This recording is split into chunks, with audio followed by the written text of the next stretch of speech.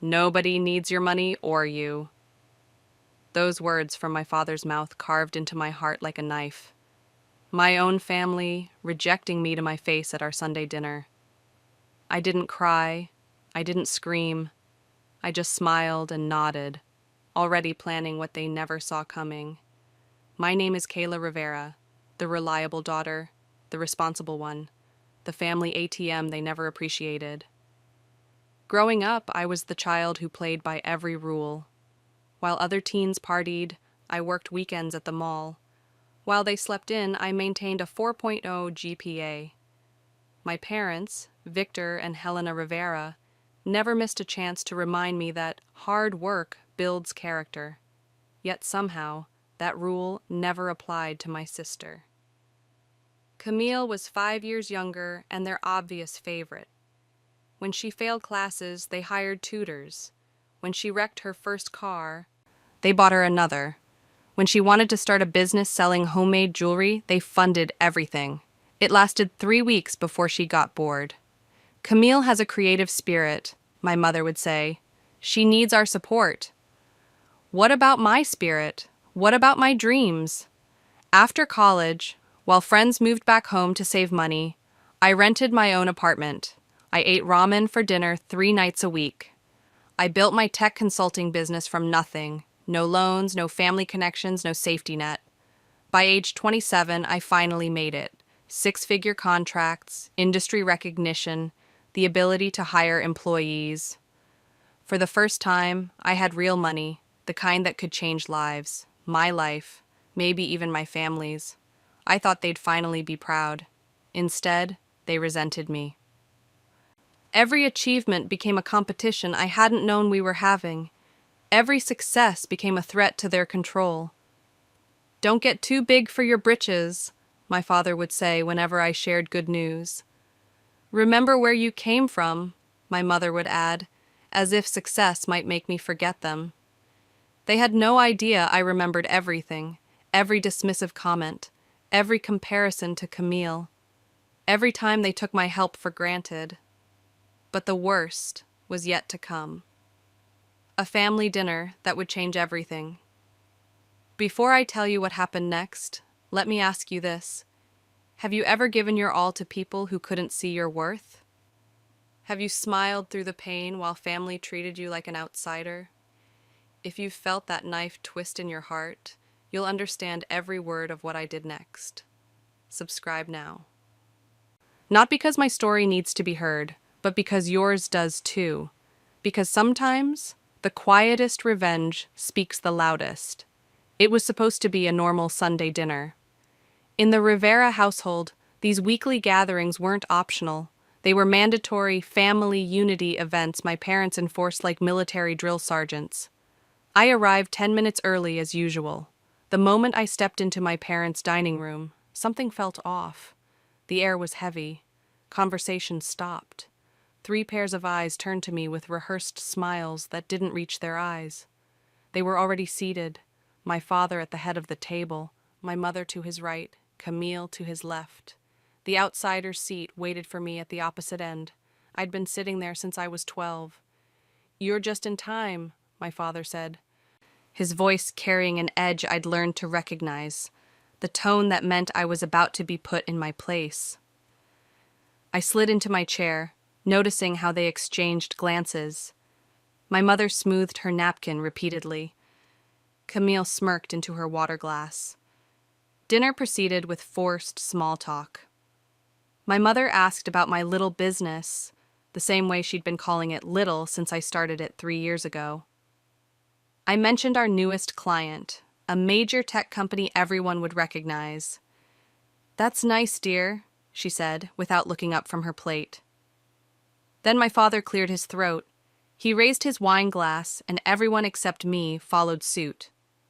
I felt my stomach tighten.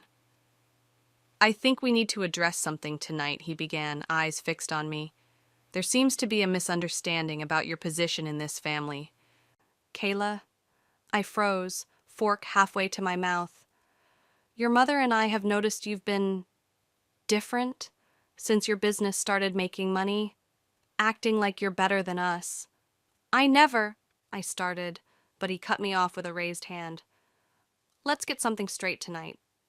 His voice dropped lower. Nobody needs Kayla's money. Or Kayla. The words hung in the air. My mother nodded in agreement, her eyes cold. The silence stretched until Camille broke it with a laugh. Right, she added. You think everything revolves around you just because you have money now. We don't need you. They all laughed then, actually laughed, like they hadn't just driven a stake through my heart at our family dinner table. My fingers went numb around my fork. Heat crawled up my neck. I could have screamed, could have flipped the table, could have listed every time they'd called begging for my help. Instead, I did something that confused them completely. I smiled. I gently placed my fork beside my plate, folded my napkin, and said one word. Okay. They expected tears. They expected pleading. They expected the same desperate for approval daughter they'd always known. What they got was the last glimpse of the old Kayla Rivera. What they didn't know was that in that moment of perfect clarity, as I walked calmly to the door, I wasn't leaving. I was beginning. My revenge would be served cold, calculated, and in ways they never saw coming. What my family didn't know that night as I walked out their door was just how much I knew about them. About their precious image, about the lies they told the community and each other. My parents' business, Rivera Furnishings, wasn't the success story they pretended it was. It was drowning in debt for the past 5 years. Dad had taken out 3 separate loans just to keep the lights on. Mom smiled at church functions while hiding past due notices in her purse. I discovered their secret 3 years ago by accident. An email meant for my father appeared in my inbox, some glitch with our shared last name on the account. It was from their bank, warning about missed payments and next steps. But that wasn't what made my blood boil. What broke me was finding out they'd drained my college fund, money my grandparents had set aside for me, to bail out the store. I'd worked through college assuming there was no money. All those night shifts, all that exhaustion, while they used my inheritance to keep up appearances. They never told me. They never apologized. They never even acknowledged it. Then there was Camille, living her Instagram-perfect life. Designer clothes, luxury vacations, that sports car she bragged about, all funded through maxed-out credit cards. She was $58,000 in debt across 7 cards. I knew because I'd found the statements when she asked me to look over some papers during a financial aid application. She was drowning too, just with better photos. The real joke? I'd been secretly fixing their problems for years. When the IRS flagged their business for audit, I spent 3 weekends organizing their chaotic records. When their supplier threatened legal action over late payments, I negotiated the settlement. When Camille couldn't make minimum payments, I covered them from my savings to protect her credit score. All this while they treated me like an outsider. While they praised Camille's natural gifts and criticized my rigid personality, I kept a folder on my computer titled Family Payments. Spreadsheets tracking every loan, every favor, every time I'd rescued them. Not because I expected repayment, I never did, but because someday I thought they might acknowledge what I'd done. After that dinner, I opened that folder and stared at the numbers. Years of generosity, years of being used. That's when I realized the truth. People who take you for granted never stop taking until you stop giving. So that's exactly what I decided to do. My revenge didn't start with a bang. It started with silence. The morning after the dinner, I made 3 phone calls and sent 2 emails. No dramatic confrontation, no tearful accusations, just quiet, calculated steps. First, I called the supplier for my parents' store, the one who extended them credit based solely on my personal guarantee. I informed them I would no longer be backing any Rivera Furnishings purchases. Effective immediately, I said calmly. Next, I emailed my bank to cancel the automatic transfers I'd set up to Camille's account. $300 every month that she thought came from a banking rewards program, but actually came from me. Then I contacted my realtor. Within 2 weeks, I moved across town to an address my family didn't know. I changed my phone number, created new email accounts, and quietly disappeared from their radar. I didn't block them. I didn't need to. I simply stopped responding. The first week passed with no contact. They probably thought I was sulking. The family drama queen taking time to cool off. The second week, Camille texted asking for fashion advice, her code for money. I didn't answer. By week 3, my mother left a voicemail about family concerns they needed to discuss. Their supplier had suddenly demanded payment in full. Week 4, 3 missed calls from my father's number. Week 5, nothing. Their pride had kicked in. They were convinced I'd come crawling back. They had no idea what was coming. You know what hurts the most? Not what they did, but that I still tried to make them proud after everything. If you've ever given people too many chances, you already understand this pain. Don't just scroll. Subscribe. Join people who've been through it too, because you deserve stories that make you feel seen. Some people have to lose you to realize they had you, but by then, it's too late. And for my family, the clock was ticking. The first person to feel the effects of my absence wasn't my parents, it was Camille. My sister had spent years crafting her perfect Instagram life. Designer clothes, champagne brunches, weekend trips to coastal resorts. Behind it all was a mountain of debt and my secret financial support that she never acknowledged. 3 weeks after I vanished, Camille took her new boyfriend shopping. James Whitaker, son of a local real estate developer, drove a Tesla and had the kind of old money our parents desperately wanted access to. Camille had been parading him around for months, calling him the one. She texted me that morning. Taking James to Nordstrom. He said to buy whatever I want. I didn't respond, but I knew what was coming. At 3:17 p.m., my phone lit up with 5 consecutive texts. My card got declined. In front of James. Where are you? I need to talk now. This is your fault. I pictured the scene. Camille at the counter, piles of clothes ready to be bagged. The saleswoman swiping the card. The awkward pause. The hushed, I'm sorry, but it's not going through. James shifting uncomfortably beside her. Without my monthly transfers, her minimum payments had fallen behind. The card company had finally cut her off. 2 days later, the debt collection letters she'd been ignoring found their way to her apartment mailbox. Not just one agency, but 3. Over $58,000 spread across 7 maxed cards. James disappeared by the weekend. His last Instagram post showed him with another woman at the country club, caption, upgrade. The following Tuesday, I drove past our parents' house and saw Camille's car in the driveway, her apartment lease sign in the back seat, moving boxes piled in the trunk. The golden child had returned home, humiliated and broke. When I finally stood my ground, they called me heartless. But tell me, where were they when I was breaking? If you've ever had to choose peace over people, this channel is your space. Subscribe not for me, but for every quiet soul who took their power back.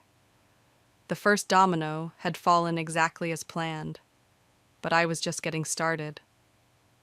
While Camille's world collapsed quickly, my parents' downfall moved more slowly, like watching a ship sink from a distance. Rivera Furnishings had been the cornerstone of their identity for 20 years. Small business owners was how they introduced themselves at parties. The store gave them status in our community, invitations to Chamber of Commerce events, and the illusion of success. What no one knew was how paper-thin that success had become.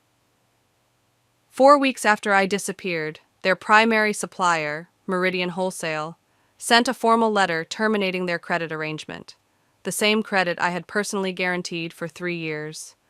Due to changes in your financial backing, we require payment in full before any future deliveries. This meant no new inventory, without cash upfront, cash they didn't have. Week 5, they missed a loan payment for the first time in public record. Their careful facade was beginning to crack. Week 6, a customer called me directly, confused about why her custom order was delayed. "Your parents said you handle the special orders," she explained. I politely informed her I no longer worked with Rivera Furnishings and suggested she request a refund. She wasn't the only one. 5 more customers called that same week. By week 8, the whispers had started around town. Rivera Furnishings was closing sections of the showroom. The going out of business signs weren't up yet, but insiders knew something was wrong. That's when the calls began in earnest. My mother left tearful voicemails. "Kayla, please, we need to talk about the business. It's important." My father, who had never apologized for anything in his life, sent a text. "We should discuss what happened at dinner. I may have spoken hastily." Then came the message that confirmed everything was falling apart. "Your sister is living with us again. We could use your financial expertise." Family needs to stick together. Family needs to stick together. 4 weeks after telling me nobody needed me. I saved the message but didn't reply. Each day without my response increased their panic. Each unanswered call revealed how dependent they'd actually been on the daughter they claimed not to need. But they still had no idea what was coming next, the move that would bring them to their knees. While my family scrambled to save their crumbling business, I executed the most important step of my plan. What most people didn't know about Rivera Furnishings was that my parents didn't own the building they operated from. They'd always rented from Westfield Commercial Properties, an aging landlord who'd kept their rent surprisingly stable for 15 years. Mr. Bryman Westfield had mentioned his retirement plans during a Christmas party 2 years earlier. "Looking to sell my properties and move to Arizona," he'd said while refilling his eggnog. "Just waiting for the right offer." I'd kept that information filed away. Now it was time to use it. I contacted an attorney to create RK Holdings LLC, a private company that couldn't be traced back to me. Then I reached out to Mr. Westfield with an all-cash offer for the building at 10% above market value. He accepted within 48 hours. The paperwork was completed in 3 weeks. Not once did my name appear on any public document. Not once did Mr. Westfield mention the sale to my parents. Why would he? They were just tenants to him. On a rainy Tuesday morning, exactly 3 months after that family dinner, my parents received a certified letter at the store. "Dear Rivera Furnishings, please be advised that ownership of the property at 1458 Commerce Street has transferred to RK Holdings LLC, effective immediately. After review of current lease agreements, we have decided not to renew your commercial lease. You have 45 days to vacate the premises. Sincerely, Property Management." My father called Mr. Westfield in a panic. His secretary informed him that Mr. Westfield had sold all his properties and moved to Arizona. My mother called their attorney, who explained there was nothing they could do.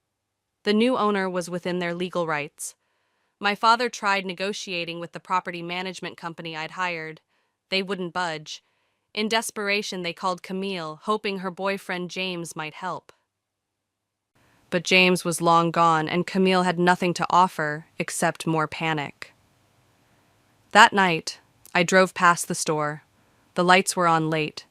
Through the window, I could see my parents huddled over paperwork, faces drawn with worry. 45 days. The final countdown had begun. The store closing signs went up 2 weeks later.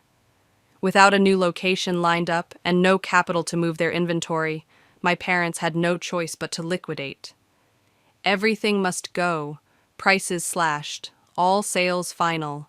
The local newspaper ran a small feature, "Rivera Furnishings closing after 20 years. The reporter asked why. My father blamed the economy.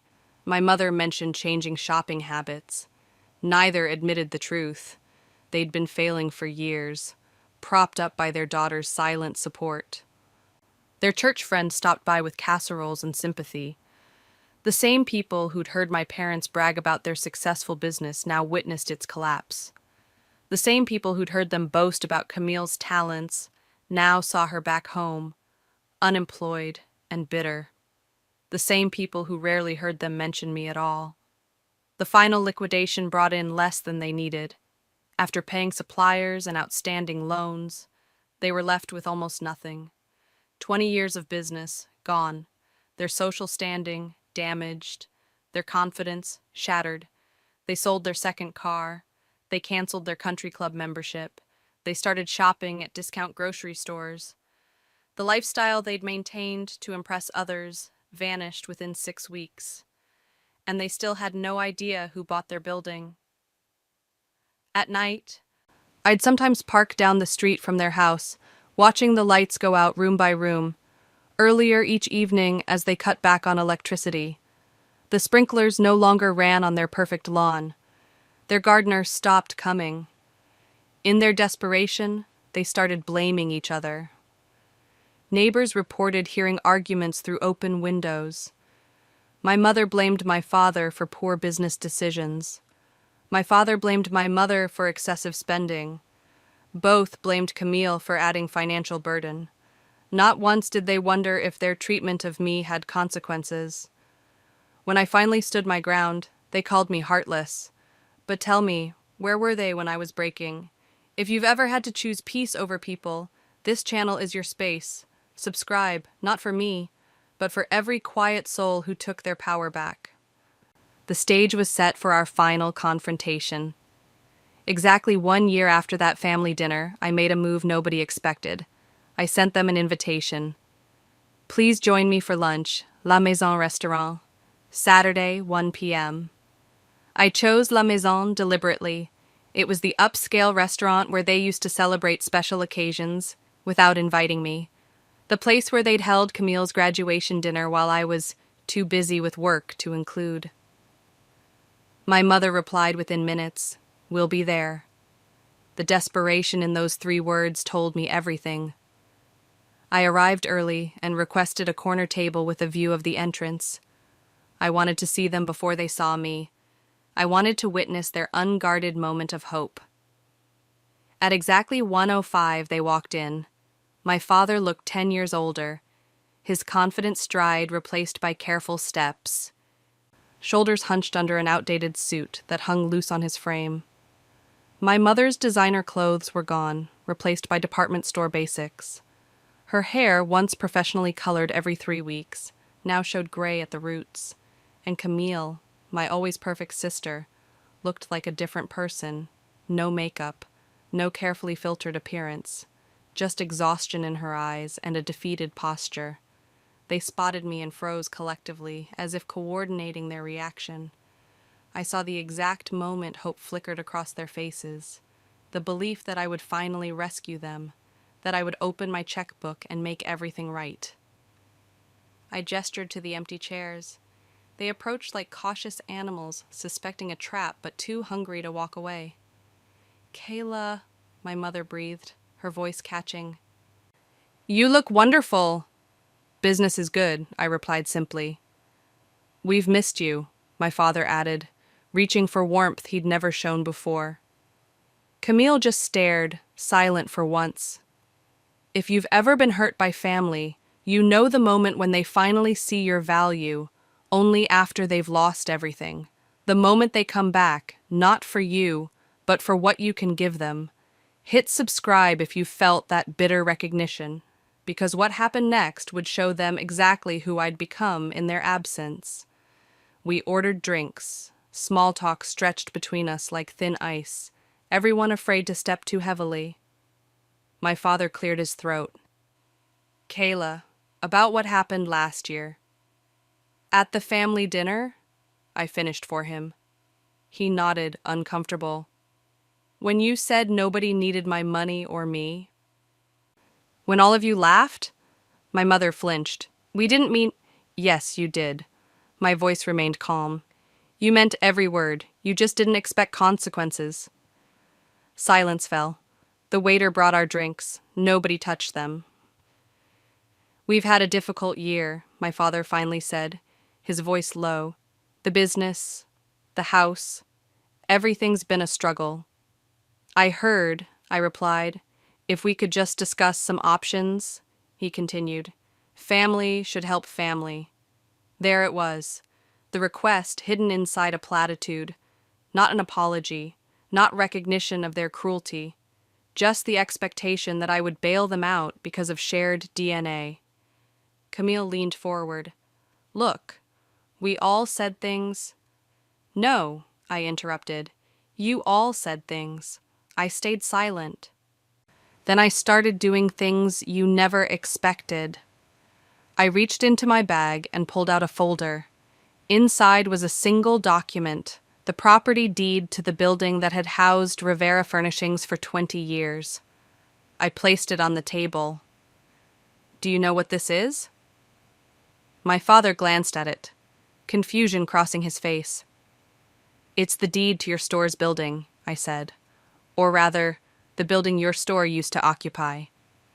My mother picked it up, scanning the page. Her fingers trembled. "RK Holdings," she read aloud. "But that's Rivera, Kayla," I finished for her. "My company." The color drained from my father's face. "You? You bought the building?" "I did." "You forced us out of business?" His voice rose slightly, heads turned at nearby tables. "No," I corrected him. "I simply removed my support. The support you claimed not to need.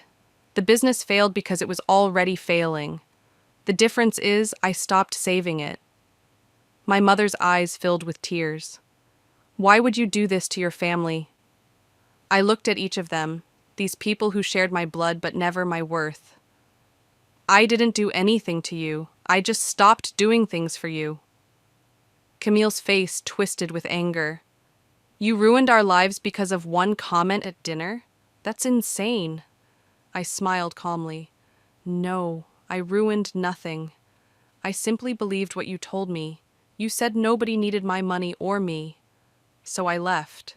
Everything that happened after was the natural consequence of your lives without me in them." I stood up, placing cash on the table for my untouched drink. "I left a long time ago," I told them. "You're just noticing now." As I walked out, I felt their stares burning into my back, not with anger, not with hatred, with the desperate realization that they had destroyed their own safety net, and I had let them fall. After that lunch, my family's tactics changed completely. The cold shoulder became desperate warmth. The dismissal transformed into excessive praise. Suddenly, I was the brilliant daughter they'd always believed in. My phone buzzed constantly with their messages. From Dad, "We're so proud of what you've accomplished. Let's talk about how we can work together." From Mom, "Sweetie, I've been thinking about all the times I should have supported you more. Can we meet for coffee?"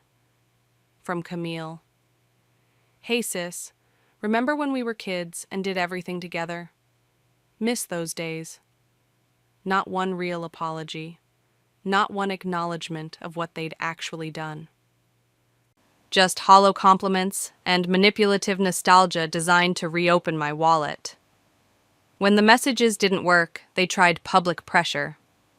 Camille posted on social media about family members who turn their backs when times get tough. She never named me, but tagged mutual acquaintances who would ensure I saw it. My mother told church friends I was going through something and asked them to pray for me. Translation: make me feel guilty for standing my ground. My father approached my business contacts at networking events, introducing himself as Kayla's dad and subtly mentioning their financial struggles. Their desperation grew weekly. The mortgage on their house fell behind. Their car needed repairs they couldn't afford. Camille couldn't find work that paid enough to support her lifestyle. Each problem became a carefully crafted message to me. If you were a good daughter-sister, you would help us. I saved every voicemail, documented every manipulation, not out of bitterness, but as reminders of why I'd needed to walk away. Some family members reached out to me directly, confused by the conflicting stories. "They say you abandoned them after they hit hard times," one cousin told me. I never defended myself, never explained. Those who knew me understood the truth without explanation. Those who believed them without question weren't worth my energy. While they scrambled to rebuild their image and reclaim their former lifestyle, I focused on something much bigger than revenge. I focused on transformation. 6 months after our restaurant confrontation, I made a decision about the building that had housed Rivera Furnishings for 20 years. I could have leased it to another business. I could have sold it for profit. I could have left it empty as a constant reminder of what they'd lost. Instead, I chose something completely unexpected. I founded the Kayla Rivera Foundation, the abandoned showroom where my parents once sold overpriced furniture became a digital training center for disadvantaged youth. The office where my father had belittled my business ideas became a classroom for entrepreneurship. The back room where inventory had collected dust transformed into a community space for mentorship.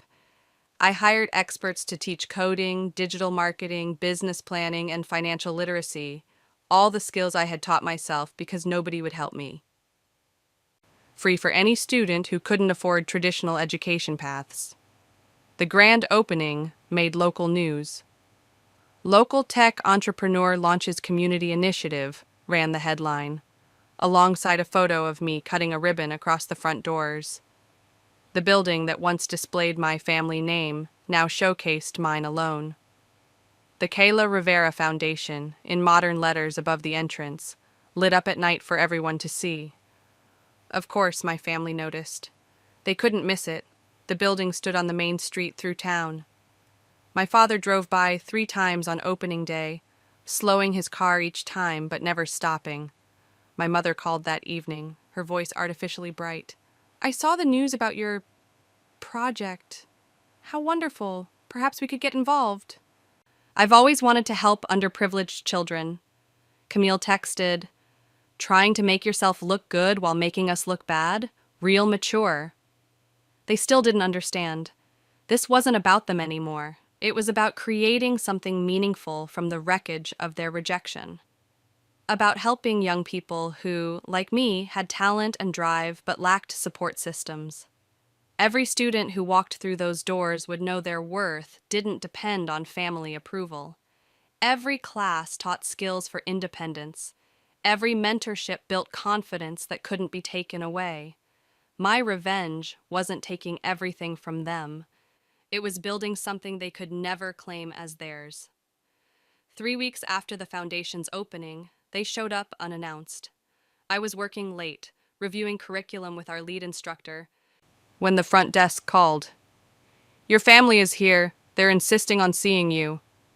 I almost said no, almost told them to leave. But something inside me knew this confrontation needed to happen. Not for them, but for me. "Send them up." They entered my office like invaders. My father first, then my mother, Camille trailing behind. They looked out of place against my sleek desk and the wall of awards my company had earned. "Nice office," my father said, glancing around. "I see our family's business lessons paid off." I almost laughed. "Is that what you're calling it now? Lessons?" "We raised you," my mother said, her voice sharp. "Everything you know about work ethic came from us." I nodded slowly. "You did teach me things. You taught me people will take until you stop giving. You taught me blood doesn't guarantee love. You taught me success is only valuable if it serves others." "This foundation stunt," my father interrupted.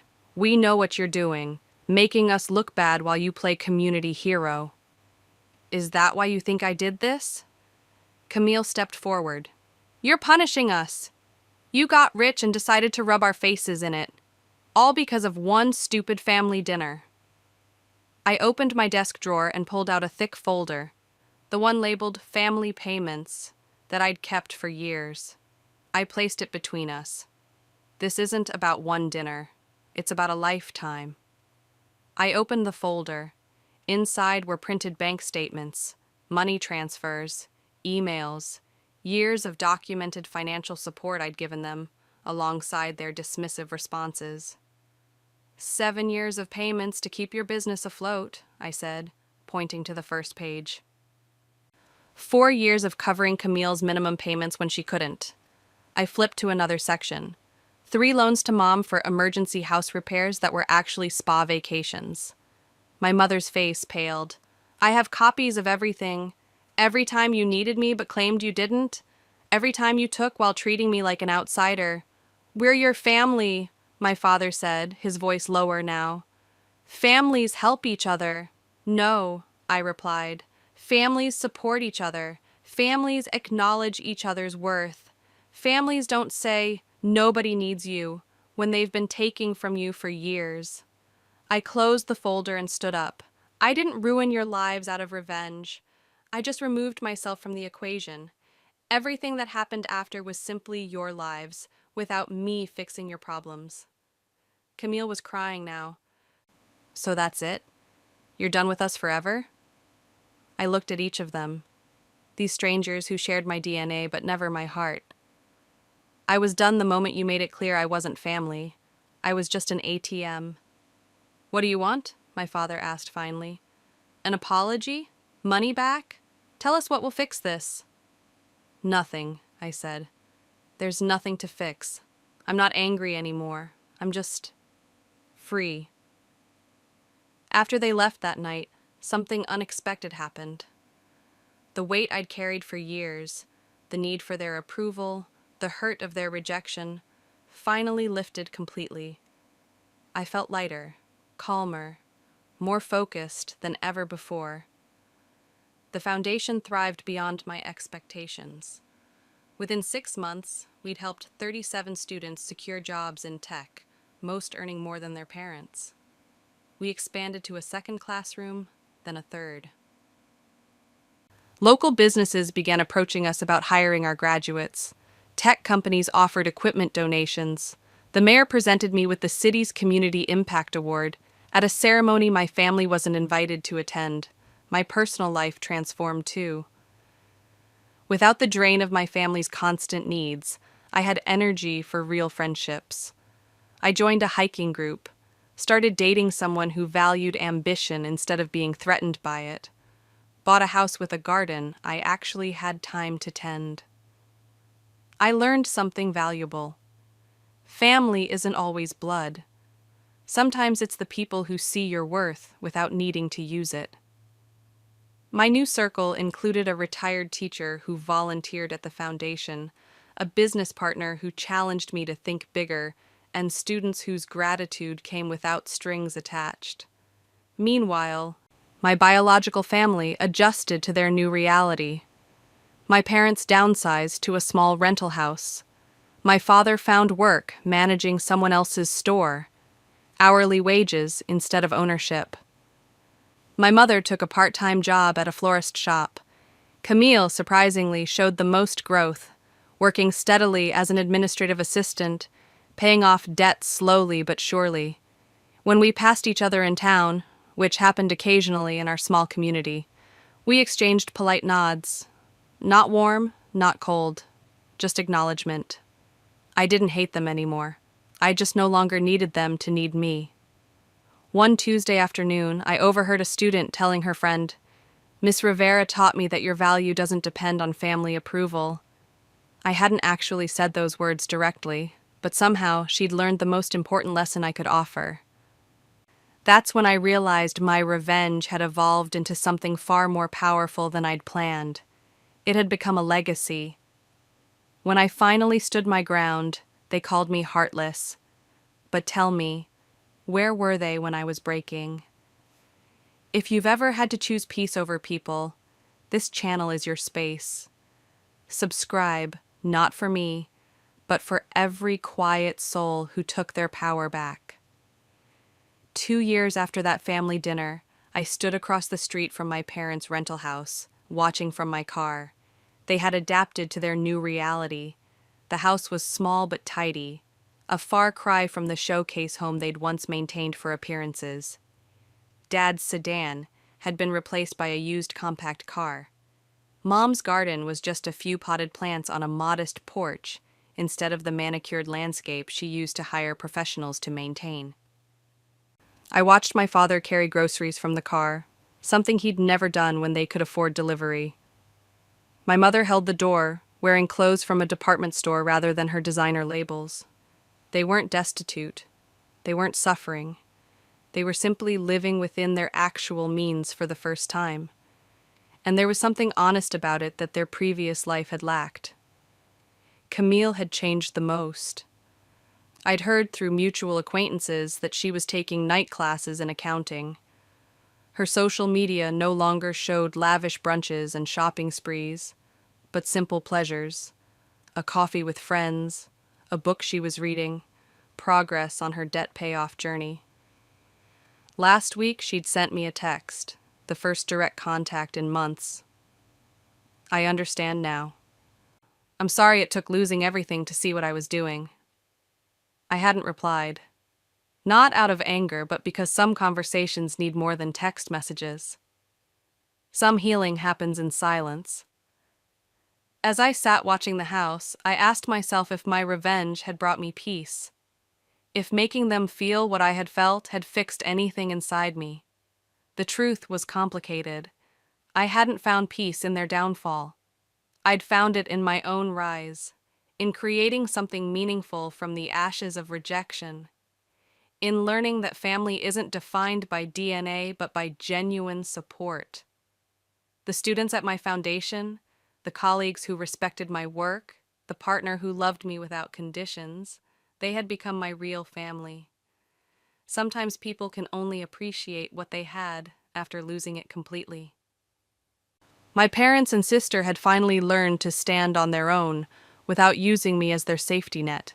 In that way, perhaps my revenge had actually helped them grow.